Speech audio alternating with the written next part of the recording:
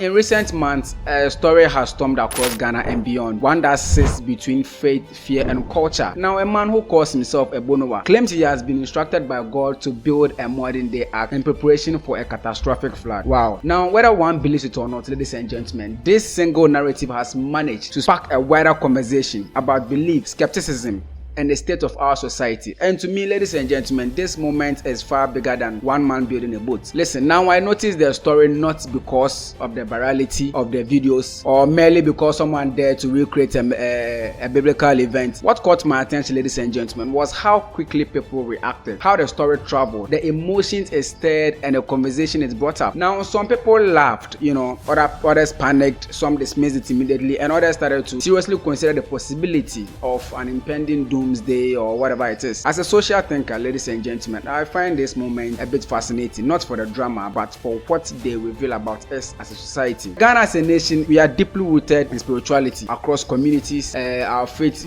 shape decisions and our relationships and stuff, and our understanding of the world. So when a man announces that God has chosen him to warn humanity of coming flood and all that, it taps into something powerful. Now, our cultural respect for prophecy or fear of the unknown and our desire for protection. We're also in a digital age. Information spreads quickly, and so does misinformation. Now, a single video can shift public mood, can influence the behavior, and even create fear. You understand? It is not just about religion, ladies and gentlemen. It exists in an intersection of technology, belief, and social vulnerability and all that. Personally, I really don't want to approach the story from a place of mockery or whatever. I approach this story through logic, empathy, and context. And I believe that when someone claims to have divine instructions, the conversation must be handled with maturity. Not, radical or stuff, not panic, but, thoughtful reflections. Now, do I think a worldwide flood is coming? There is no scientific evidence to support, that claim, of course. Do I think Ebo Noah sincerely believes his mission? Well, possibly, humans' convictions can be incredibly powerful.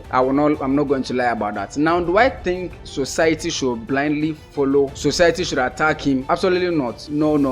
Now, what matters is understanding what narrative is being understood by a lot of people, because that's why says more about us, our fears, our hopes, our vulnerabilities than it says about a man with the ark. Guys, the Ebo Noah phenomenon reveals a deeper truth that in times of uncertainty, people look for meaning, direction, and reassurance. Now, when life is unpredictable, prophecy becomes comforting. Don't you think so? Or haven't you realized so? Now, in Ghana here, when systems fail, we turn to spirituality. When fear rises, people cling to anything that feels like salvation and whatsoever it is. This story is not only about religion, it is also about trust in institutions, trust in leadership, trust in information, and trust in community. Ladies and gentlemen, when that trust becomes shaky, narrative like this gain power in our society. Now, we've seen this before across history. During pandemics, people tend to conspiracy theories or prophetic whatever. Now, during economic hardships, prophetic messages gain more followers. In moments of global uncertainty, ladies and gentlemen, doomsday predictions and all that, predictions rise sharply. Even outside Ghana, similar as people building bunkers, predicting end time dates, or forming spiritual survival groups. In each case, the phenomenon grows not because the claim is true, but because the society feels anxious, vulnerable, or unheard. Do you guys think I'm lying, ladies and gentlemen?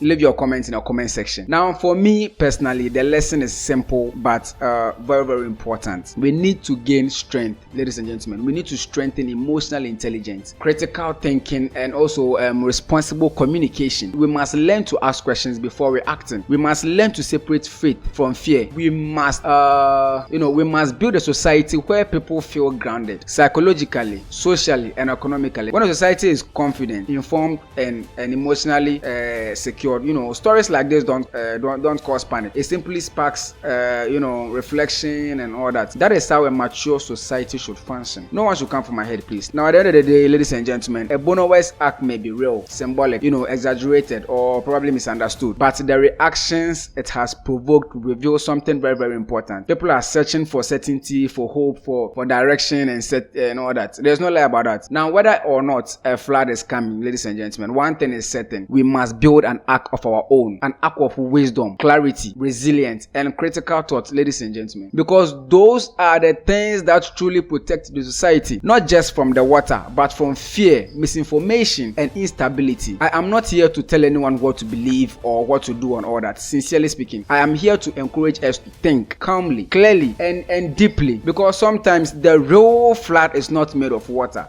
but of the anxieties that overwhelm us when we stop thinking for ourselves. The name is Mr. Flex, and I will see you again. Make sure you subscribe, share, like, do whatever you want to do with this. I'm out.